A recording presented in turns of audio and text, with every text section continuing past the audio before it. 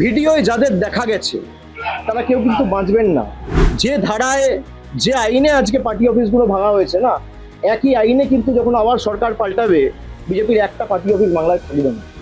প্রত্যেক ক্রিয়ার সমান এবং বিপরীত প্রতিক্রিয়া আছে, এটা বিজেপির নেতারা যেন ভুলে না যায়। একই আইনের একই ধারায় 31-এ ফিরিয়ে দেবো সুদ সমেত। আমি সকাল থেকে সংবাদ মাধ্যমে যেটুকু দেখেছি, আপনারা বিজেপির কথায় ঘোষণা করে দিচ্ছেন যে অভিষেক বন্দ্যোপাধ্যায় পার্টি অফিসটা বেআইনি, অবৈধ।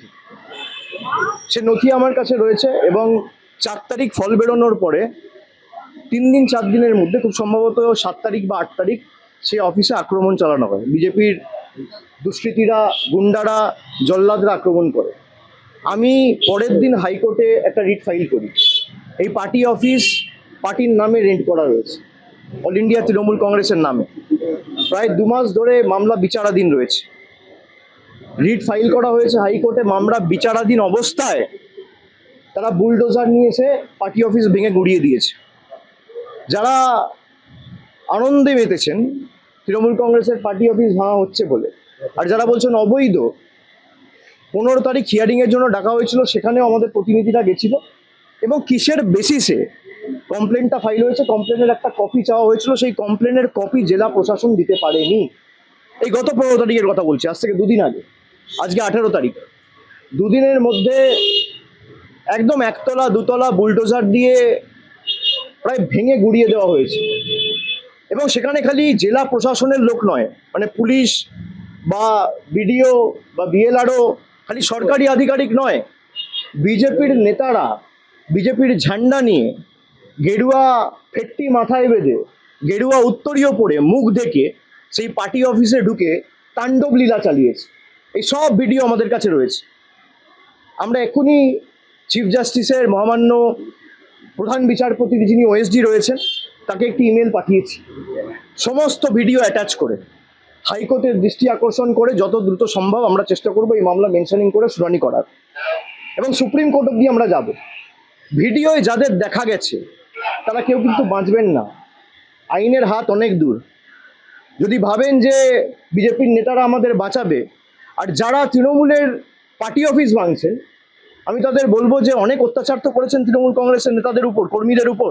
পার্টি অফিস ভাঙা, গুড়িয়ে দেওয়া, যে ধারায় যে আইনে আজকে পার্টি অফিসগুলো ভাঙা হয়েছে না, একই আইনে কিন্তু যখন আবার সরকার পাল্টাবে বিজেপির একটা পার্টি অফিস বাংলায় থাকবে না। আমি হুঁশিয়ারি দিচ্ছি না, যে আইনে আপনি ভেঙেছেন একই আইন প্রযোজ্য করেই ভাঙা হবে।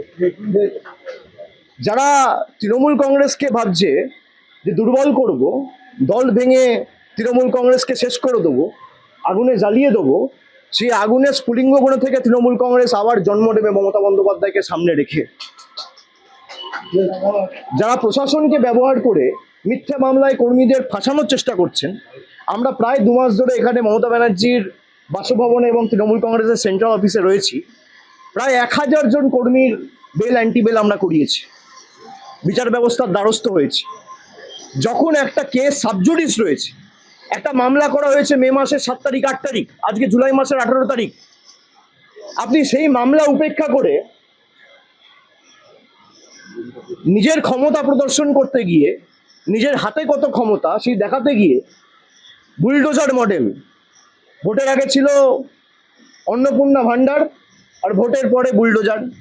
এই হচ্ছে বিজেপির প্রকৃত স্বরূপ। তো যারা ভাবছেন বুলডোজার চালিয়ে তৃণমূল কংগ্রেসকে ধমকে চমকে দমিয়ে রাখবো, তৃণমূল কংগ্রেস আরো শক্তিশালী হবে। আর আপনি বাড়ি ভাঙুন, পার্টি অফিস তো মন্দির আমাদের কাছে।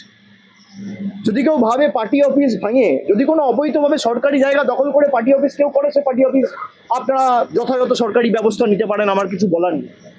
কিন্তু এই জায়গাটা তো সরকারি নয়, কিনে অফিস বানানো হয়েছে, তার প্ল্যান রয়েছে, বৈধ নথি রয়েছে, সব হাইকোর্টে আমরা জমা দেবো।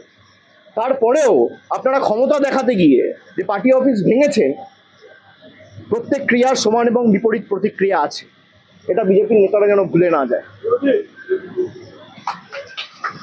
আর ঈশ্বর সৃষ্টিকর্তা সর্বশক্তিমানের আশীর্বাদে যদি বেঁচে থাকি, ওই যে বললাম, যে আইনের যে ধারায় আপনারা এই অত্যাচারগুলো করেছেন, একই আইনের একই ধারায় 31-এ ফিরিয়ে দেবো সুদ সমেত। আমাদের ভিডিও ভালো লাগলে লাইক এবং শেয়ার করুন।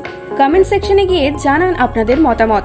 আরও ভিডিও পেতে আমাদের চ্যানেল সাবস্ক্রাইব করুন এবং প্রতি মুহূর্তে খবরের আপডেট পেতে প্রেস করুন বেল আইকন।